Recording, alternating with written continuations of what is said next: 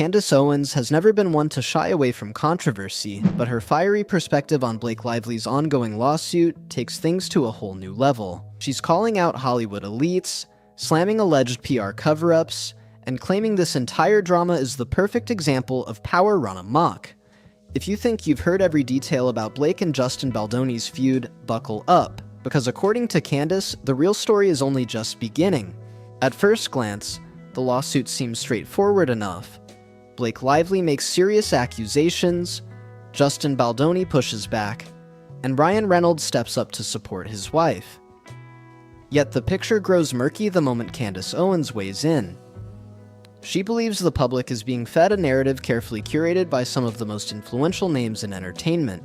Blake's side claims they're fighting for what's right, but Candace insists that any battle for justice doesn't come with hush money, ex-CIA publicists, or the total alienation of a once-friendly co-star. She doesn't hold back, painting a picture of an alleged Hollywood machine built on intimidation tactics and hush-hush media deals. It's a bold stance, one that instantly has people asking, what is Candace Owens seeing behind the scenes that we're missing? Yet her most staggering revelations involve a kind of media stranglehold she says could make or break anyone's reputation overnight. Candace flat out accuses Blake's team of orchestrating a massive media manipulation campaign. Tabloids and entertainment shows, she claims, are either given exclusive tidbits that cast Blake in a halo of innocence, or are outright pressured to bury anything that might show cracks in her story. Candace calls it gaslighting the public. Not exactly a mild accusation. Ryan Reynolds isn't off the hook in her version of events.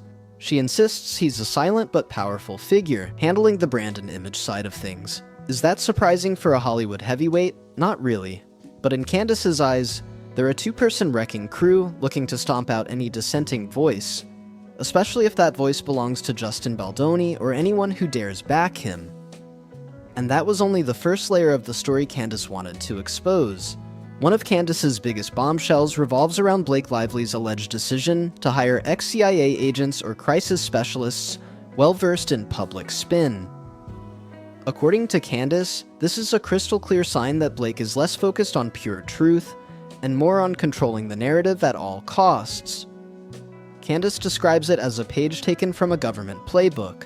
Limit information, spread curated sound bites, and paint the other party as the villain.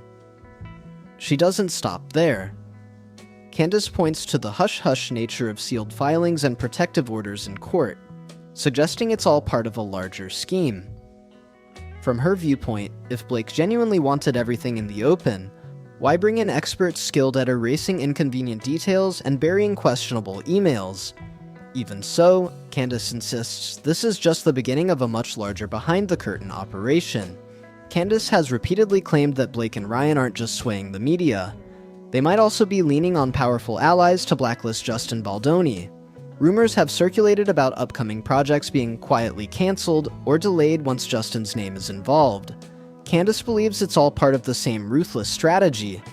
Isolate Justin, make him seem untouchable, and force him into a corner he can't escape. She argues that this kind of shutdown isn't a random occurrence. It's a calculated move by a couple who knows the right people in Hollywood's upper echelons. Producers, directors, publicists. Candace says they line up to do favors for Blake and Ryan, either out of genuine loyalty or fear of losing their own status. And when Candace tells it, no one in Tinseltown wants to be on the wrong side of A-list power. But if you thought this all hinged on secret alliances, wait until you hear about the audio that Candace believes proves her point beyond any doubt.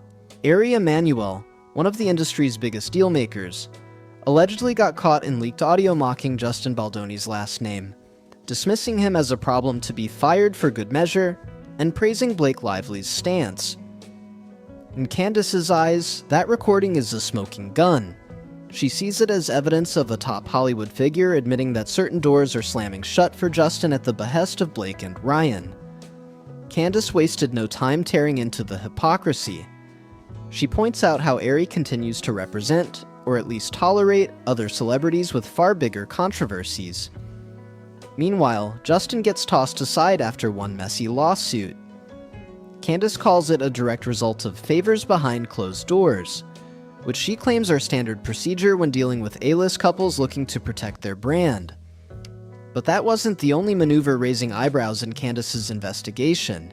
When Blake Lively's team started filing request after request, sealing documents, demanding phone records from years prior, and pushing for protective orders, Candace Owens pounced. She characterizes these moves as an obvious attempt to drain Justin Baldoni's finances and keep any unflattering details hidden. If the case drags on, Candace reasons, it might force Justin to settle or drop the suit altogether. She compares it to a classic Hollywood tactic: make the fight so expensive and exhausting that the other side collapses under legal bills. According to Candace, Blake's lawyers want everything to be hush-hush unless it benefits Blake. Yet they'll hand entire document troves to the media, conveniently tarnishing Justin's image whenever it suits them. That tension, public leaks on one hand, sealed records on the other, fuels Candace's claims of a double standard, all of which leads to her boldest accusation yet, that Blake's team isn't just muddying the waters. They're trying to rewrite the entire story. From Candace's vantage point, this lawsuit is no simple "he said, she said." It's a demonstration of Hollywood's epic power imbalance. She warns that Blake's strategy could be a template for how major stars bury unfavorable facts, spin the media, exhaust the opponent in court, and secure the help of well-connected friends to crush any counter-narrative. In her most pointed statements, Candace all but accuses Blake of using progressive rhetoric and protect the victim language to mask what she calls an orchestrated takedown. It's not just about making Justin lose, it's about ensuring anyone who might have backed him is too scared to speak. For Candace, that's exactly why she's so vocal. She doesn't want this chapter to slip under the radar. In the end, Candace Owens' stance is that Blake Lively has built a fortress of media control and high-level connections, turning a messy dispute into a test of Hollywood's moral and ethical backbone.